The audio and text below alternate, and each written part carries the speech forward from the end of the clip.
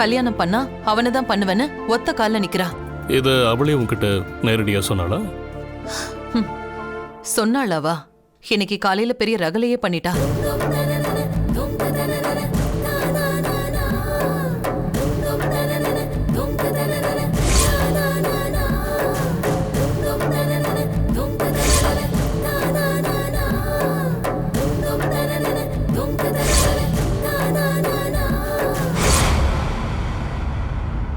உங்க அம்மாவை விடு, அவங்க அந்த காலத்து ஆளு. இதுல உனக்கு என்ன அப்ஜெக்ஷன்?